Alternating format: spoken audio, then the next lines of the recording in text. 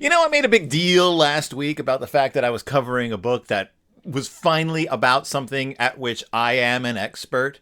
Pottying. I don't know why I gestured to my right. I'm not going to put up an image. I'll put up an image of a potty. Pottying. But this week it's a subject that I might even be more of an expert on. That's right, boys and ghouls. It's nap time.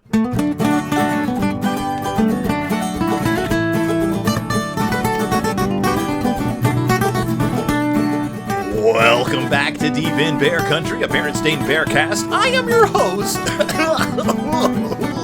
Phil Gonzales, and this week we are covering taking a nap. It's all about laying down in the middle of the day, sleeping, waking up, feeling terrible, not knowing where you are. That's right, it is nap time, babies. And what better way to explore the wonders that are nap time than with a book about a kid who doesn't want to take a nap? That's right, it's gosh dang it all to heck. I cannot say the title. For literally years, whenever covering previous Berenstain Bears books, I found it impossible to say Berenstain Baby Bears. I found that, as Mike noted when I interviewed him, it does not trip off the tongue very daintily. Berenstain Baby Bears is a hard thing to say. However, now I cannot say Baby Berenstain Bears. I'm incapable of saying Baby Berenstain Bears. It's a tongue twister, it's a riddle, and it does not flow trippingly off the tongue. It is Berenstain Baby Bears is all I ever want to say. So I'm working very hard to say. It is the next in the Baby Berenstain Bears board books. Baby Berenstain Bears board books. Say that 5 times fast. It's easy. You can say it 5 times fast. It's not a tongue twister at all. Baby Berenstain Bears board books. Baby Berenstain Bears board books. Baby Berenstain Bears board books. Baby Berenstain Bears board books. Baby Berenstain Bears board books. It's not a tongue twister at all, but it is a thing that exists in the world. The Baby Berenstain Bears second board book. I assume it's second. There's not really an order to read these in. The Baby Berenstain Bears nap time. Is this one about Teddy Bear? No, it's a honey-focused book. She's a problem child. Once again, thank God, we are finally back into the wonderful world of not knowing anything about Honey Bear, except by what she doesn't want to do. It's a Baby Berenstain Bears nap time from this year by Mike Berenstain, and it is about a kid who is not like me at all, because I love a nap. You hit a certain age. I know this is a cliche thing to talk about. I know many a comedian has made a joke about this. Many a cartoonist has made a hilarious adult cartoon about this. Many a greeting card has made a riotous joke about the fact that you hit a certain age and you want a nap. It's so delightful to lay your head down and take a nap. But to tell the truth, to be completely, I was not a napping child. My parents never put me down for naps. Once I hit a certain age, I think it was just because I was such a delight to be around. I think it's because my parents didn't want me to sleep, because every moment I was asleep was a moment they did not get to interact with the boy who came into their lives and brought all the gifts of heaven with him.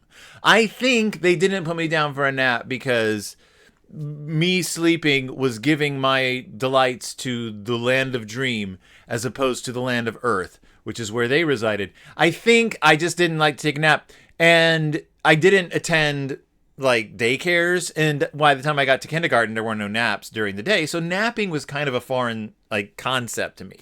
My two children, Willow and Mitzi, were definite nappers. Mitzi was a harder napper. That Willow would just go down for a nap. Mitzi, we had to drive her around so she'd take a nap, and by the time she got wise to our plot, that was the end of her nap time. She hated napping. Mitzi still hates going to bed, but I mean now she's better at it now that she's older, because that's what happens. By the time I got to college, when I hit college though, and I had no regulation. There was nobody making me go to bed. There was nobody there. I mean, I guess in high school, nobody made me go to bed. My senior year, my parents were both working nights, so I was home alone almost every single night. My sister was away in college. My parents were both working at the post office in the evenings, and they were gone until 7 in the morning, so I never saw them past a certain hour. I did not sneak out of the house. I was not a partier or anything. I was a good boy. I stayed home.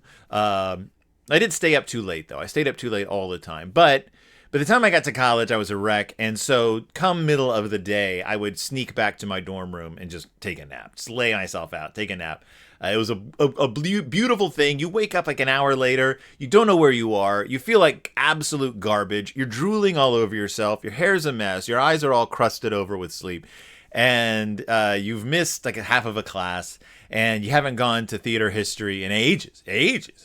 Your professor looks up when you walk in finally for the final, and it just ridicules you in front of the class because you haven't shown up because you've been napping in the middle of the day. So I've always loved a good nap. I really love a good nap now. Like, telling me to take a nap, baby, that's all I want for my birthday, is just unfettered nap time.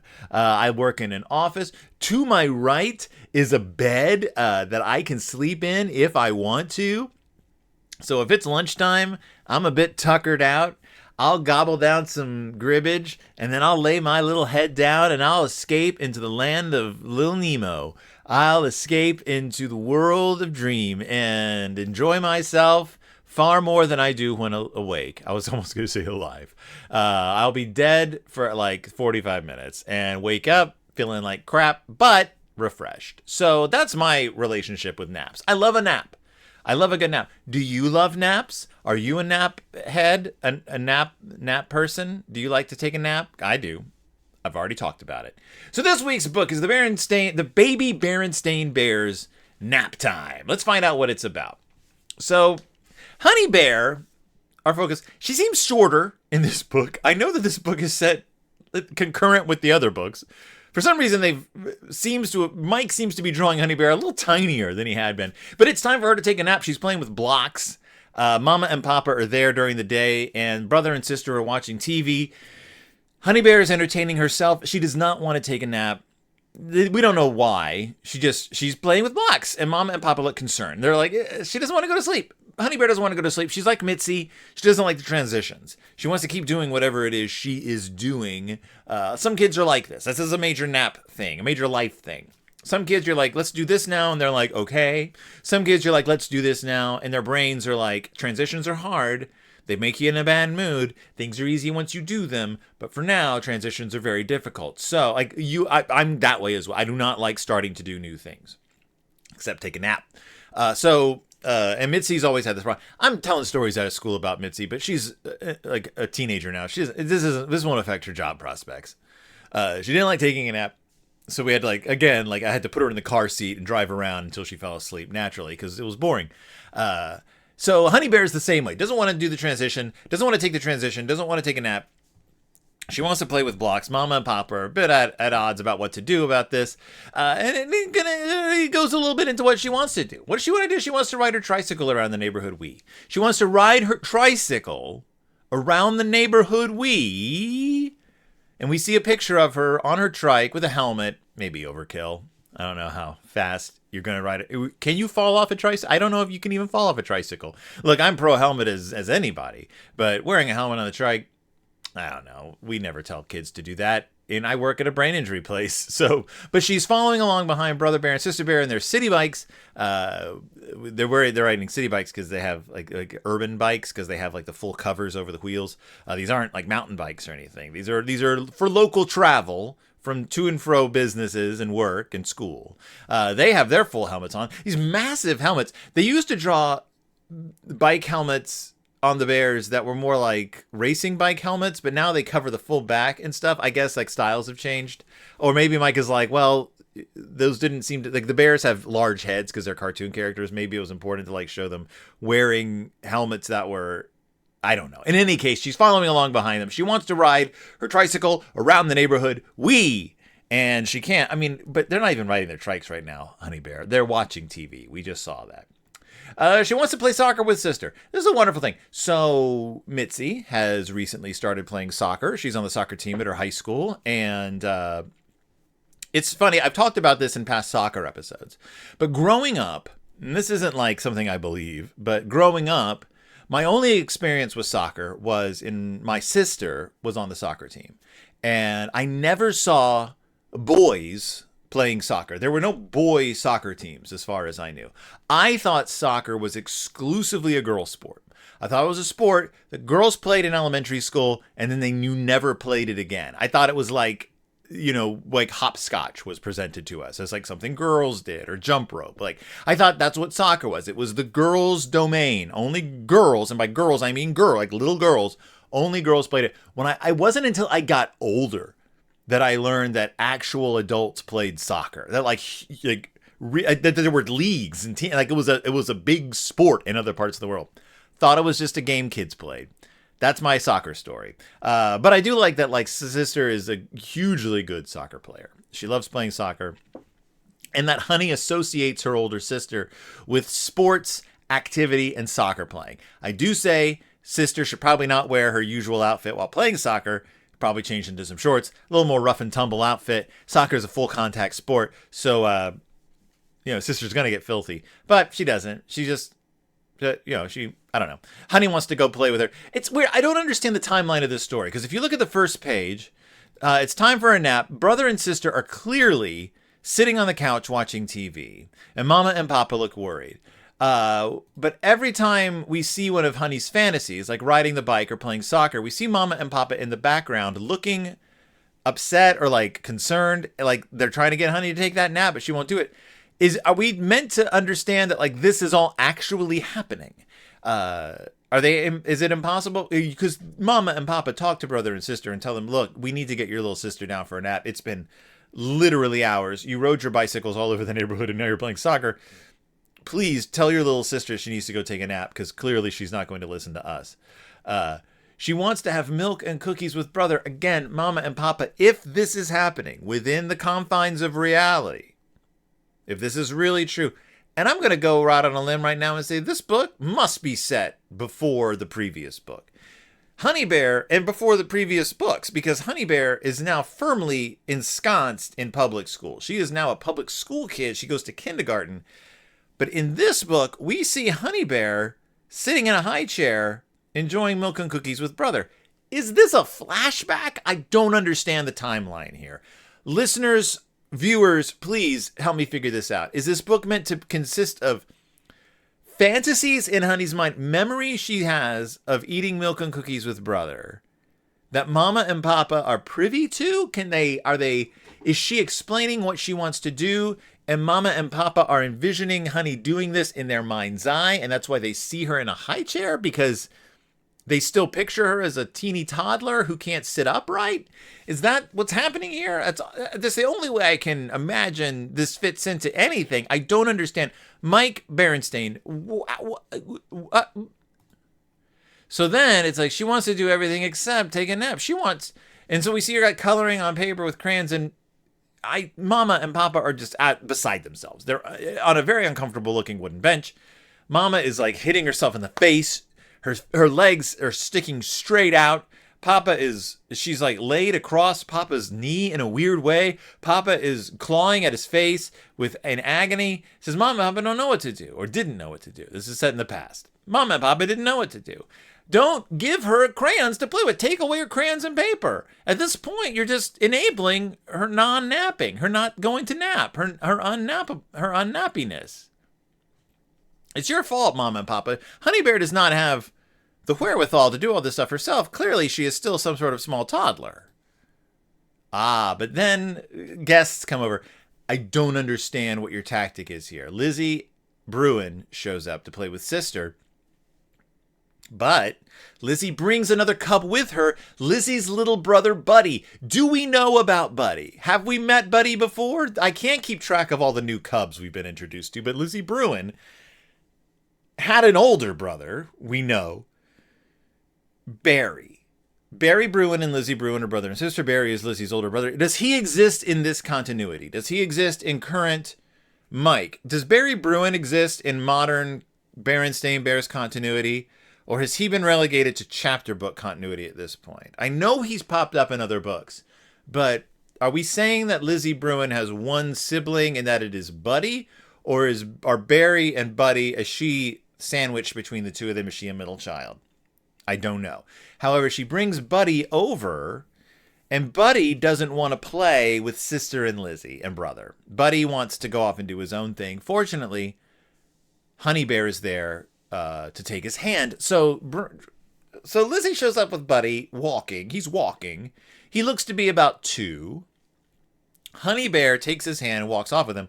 She is taller than he is. She is clearly meant to be the older of the 2 bears. So what is she supposed to be at this point? 4? If she's 4, she wouldn't be in a high chair. 3? If she's 3, would she be in a high chair? I don't know. Again, could the high chair have been... I'm just asking questions here. Could the high chair have been a flashback to a simpler time? I don't know. But she, like an older sibling, takes Buddy by the hand and they go off to play. Buddy wants to play in Honey's room, and she has this giant, I want to say, amazing looking, giant blue stuffed pony. Let's talk about giant soft stuffed animals for a second. There are 2 schools of giant stuffed animals. I know you know what I'm going to talk about. 1, the horrid giant stuffed animal. The kind of giant stuffed animal you win at a carnival or a fair. They're huge, they're baggy, they're sacky. They look amazing up on a hook. You grab them, you hug them, they're rough, they're filthy, they're kind of scratchy. Worst case scenario, they're stuffed with like unyielding like foam, like styrofoam pellets that feel terrible. And then you just sort of take them home and shove them aside and don't ever think about them.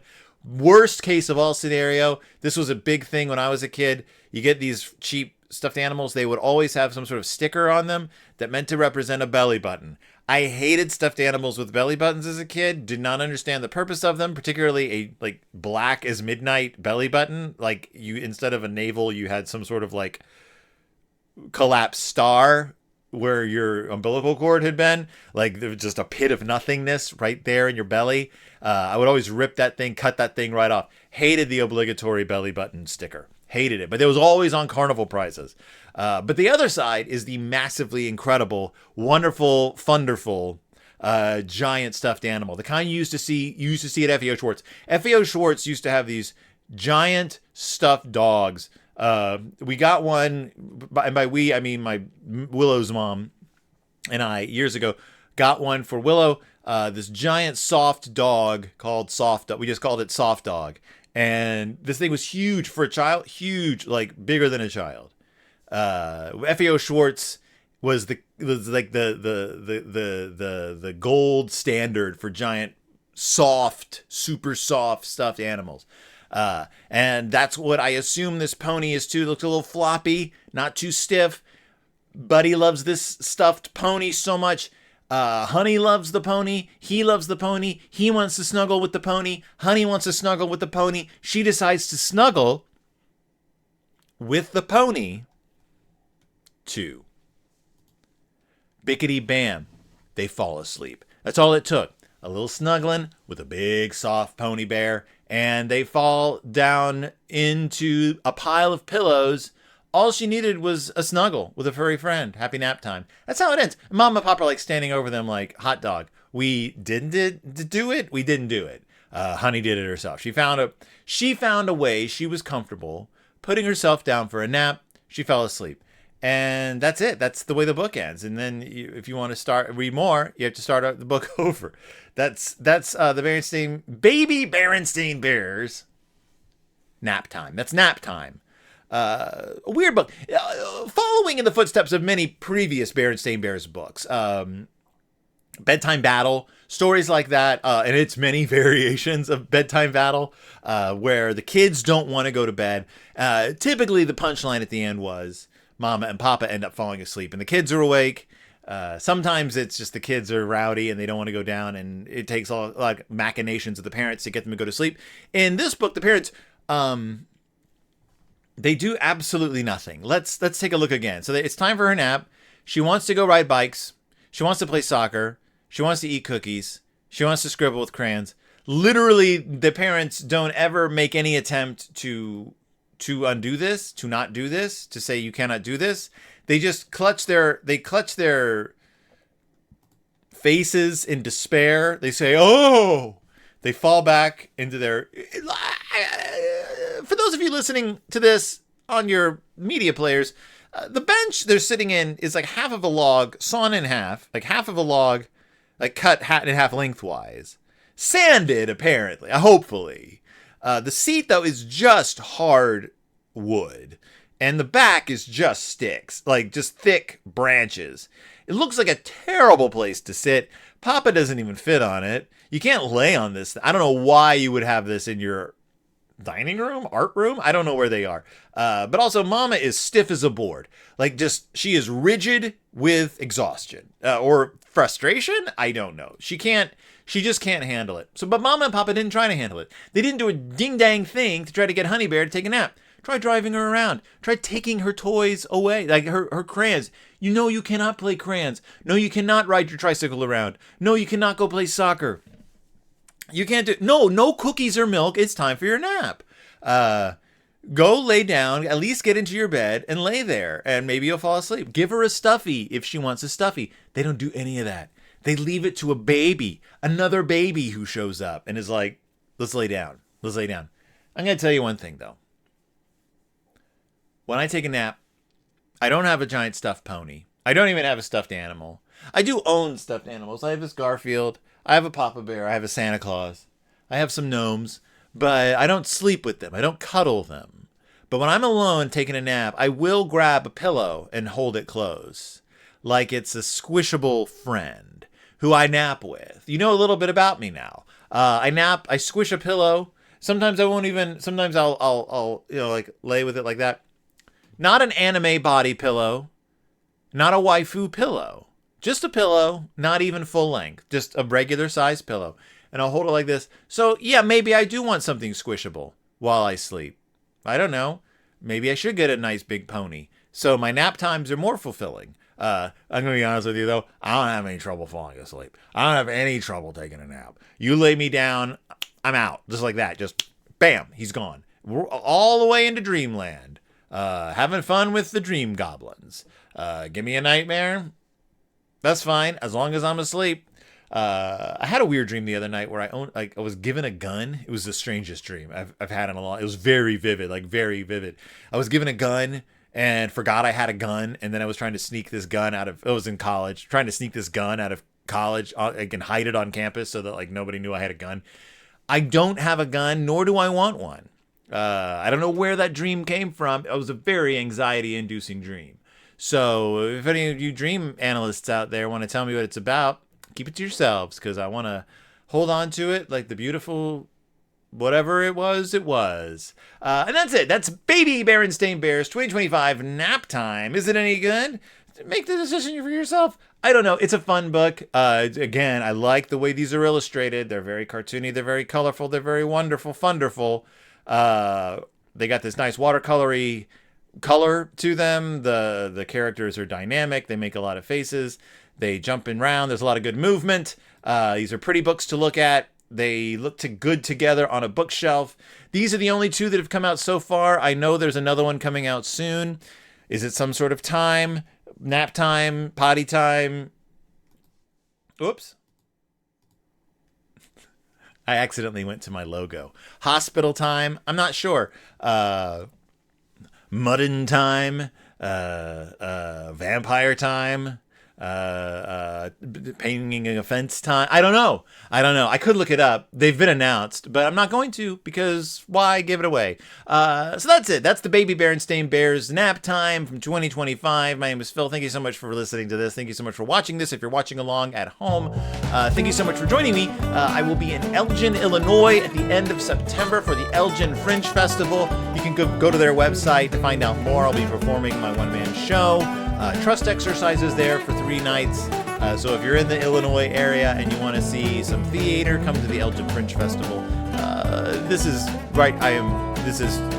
happening in September of 2025. So if you're listening to this in the future, it's happened already. And it went great.